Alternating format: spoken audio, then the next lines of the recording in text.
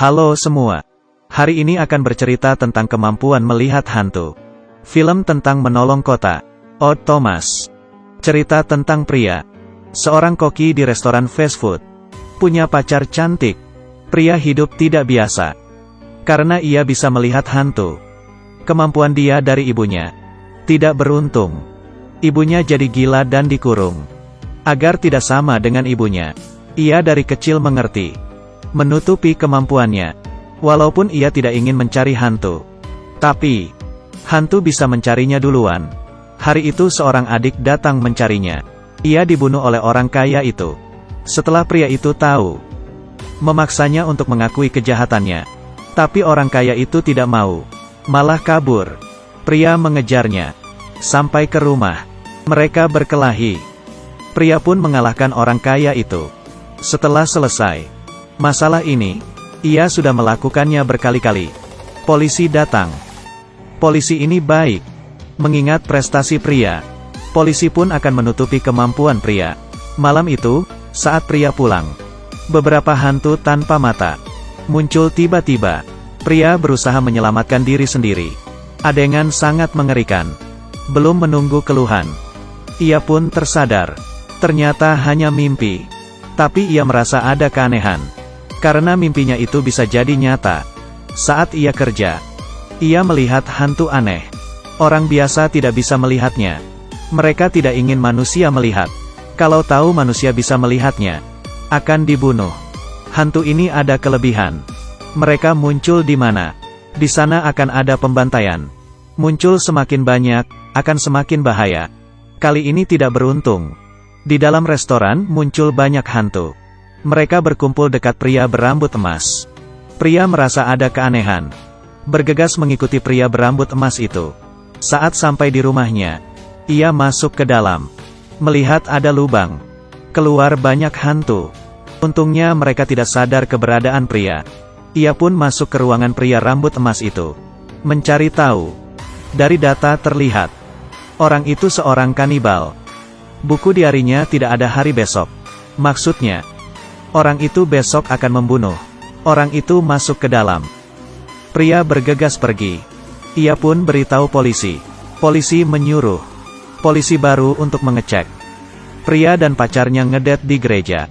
Saat itu, ia melihat ada orang berambut emas datang. Apa yang terjadi?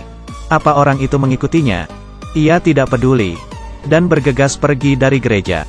Orang itu merusak gereja. Polisi pun datang ke gereja. Tapi tidak melihat tanda-tanda keberadaan atau sidik jadi orang itu.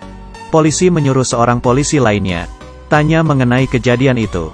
Saat mereka mengobrol, pacarannya sadar. Di tangan polisi itu ada tulisan pot. Saat sedang ditanya, polisi itu sengaja tidak menjawab. Saat kembali ke rumah, ada cerita lain. 2 ekor anjing sedang mengajar gadis. Pria bergegas datang, tapi telat. Karena gadis itu sudah mati tergigit. Sebuah bencana akan datang. Gadis ini, kebetulan pacar polisi baru ini. Pria sempat ke rumah orang berambut emas itu. Jadi ia tahu, anjing ini punya orang itu. Polisi ingin menyelidikinya. Orang ini agak enggan. Setelah itu, pria kembali ke rumah. Di situ ia melihat ada pistol. Di bathtub ada tubuh. Saat pria itu lihat, itu adalah tubuh orang berambut emas. Apa yang terjadi? Orang itu mati. Siapa yang melakukannya? Pasti ia punya kaki tangan. Pria pegang tubuh orang itu. Orang ini mati sudah lama. Ia mengerti. Ternyata saat di gereja, itu adalah arwah orang itu. Ia tidak peduli banyak, karena di rumahnya ada orang mati. Jelas ada orang lain menjebak dia.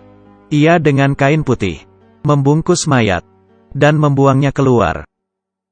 Di saat yang sama, seseorang masuk ke dalam rumah polisi. Menembak 3 kali. Pasti suruhan orang berambut emas. Pria dengan berita itu. Dan mencarinya. Ada sebuah besi di dadanya. Besi ini bisa menahan 2 kali tembakan peluru. Tembakan ketiga, tubuhnya tertembak. Tapi untuk tidak meninggal, polisi masih hidup. Esok harinya ia datang ke rumah orang itu. Ingin mencari jejak di dalam kulkas. Ada banyak tangan dan gigi manusia. Ternyata ia seorang kanibal.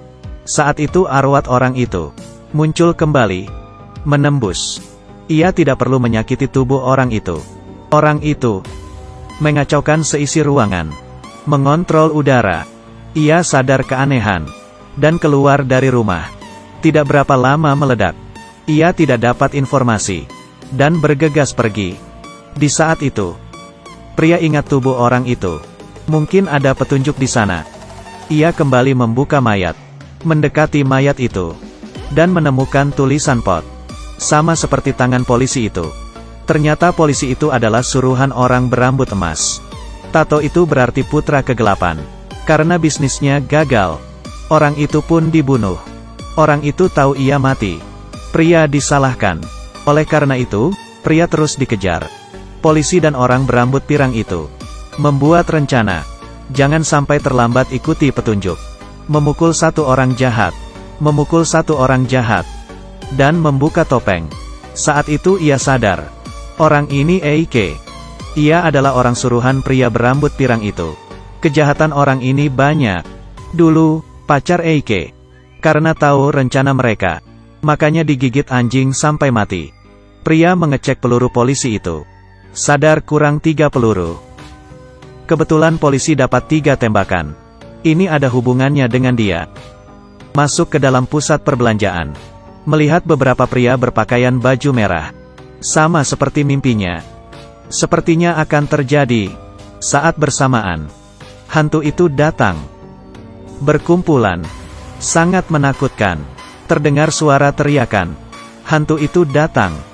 Seluruh pusat perbelanjaan kacau. Saat orang ingin keluar, pintunya sudah dikunci. Seseorang terus menembak. Pria ingin menghentikannya, tapi banyak hewan menghadangnya. Di saat itu, pria ambil senjata dan menembak ke arah orang itu. Orang itu tertembak. Ini belum berakhir. Ia melihat seorang hantu masuk ke dalam mobil. Saat ia buka, ternyata di dalam ada bom. Tersisa 3 menit dan akan meledak. Pria merasa keanehan. Di saat itu Eike datang dan menembak. Ia berusaha menghindar. Ia berhasil naik menyalakan mobil, keluar dari pusat perbelanjaan. Tapi ternyata, Eike juga ikut. Ia mulai menembak lagi, tapi tidak kena. Eike pun masuk ke dalam mobil. Pria pun keluar dari mobil. Mobil truk itu lepas kendali dan meledak. Tubuh Eike terbakar. Pria itu selamat. Hanya terluka. Ia dibawa ke rumah sakit. Beruntung masih bisa hidup. Pria menyelamatkan banyak orang. Dan masuk ke dalam berita. Semua orang datang menganggap pria sebagai pahlawan. Tapi pria tidak peduli. Ia kembali ke rumah. Melewati kehidupan bahagia bersama pacarnya. Beberapa hari kemudian polisi datang. Mengizinkan pria untuk melihat tubuh pacarnya. Apa yang terjadi? Ternyata pacarnya dari awal sudah terbunuh. Selama ini bersama hanya arwah pacarnya. Saat pria tahu, ia terus menangis. Ia hanya bisa beritahu pacarnya bahwa mereka akan bertemu lagi nanti. Pacarnya keluar dari jendela dan berubah jadi kupu-kupu, menghilang. Harus tunggu beberapa waktu untuk bertemu lagi. Pria patah hati. Selamanya, ia akan terus menolong orang. Film ini dirilis tahun 2013. Bercerita tentang kemampuan. Suasana menegangkan.